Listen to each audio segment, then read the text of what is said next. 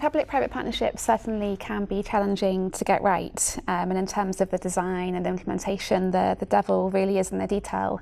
I think, first of all, I would say that the public P in the PPP is just as, if not more important than the private P. The government really does need to have the capacity to quality assure and manage and monitor and commission, hold accountable operators. And for a weak government with relatively low capacity, that can be very difficult to get right. The World Development Report this year made the sort of very good point that governments who aren't able to provide education effectively themselves may also struggle to hold operators accountable and manage PPPs effectively themselves. That said, pragmatically, there are PPP experiments happening all over the world and private school experiments happening all over the world. And what we're trying to do is to sort of figure out how we can help governments do them better. How can they be designed better, commissioned better, quality assured better, regulated better? How can governments make sure they're getting the right operators into the system and terminating contracts with operators who aren't performing well? So one more thing to say on this question, I think that we really don't have enough evidence right now to be able to say for sure what is and isn't working in terms of PPPs in developing countries. So building up that evidence base is really essential if we're going to move forward. Public-private partnerships are a very broad policy category that covers different policy options, including voucher systems, charter school, academies, contracting out schools.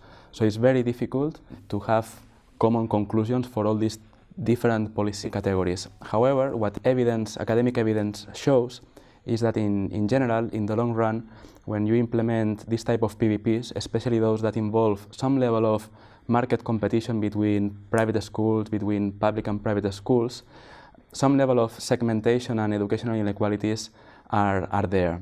So it's very difficult usually for the state, and usually for the state in low-income countries, to control that private schools, even if they are under a PPP contract, that they don't select the best or the most motivated students, or that they don't charge extra fees. So these two mechanisms, student selection and charging extra fees, are key to understand why usually PPP policies contribute to introduce this market segmentation inside educational system, which have negative effects in terms of educational inequalities.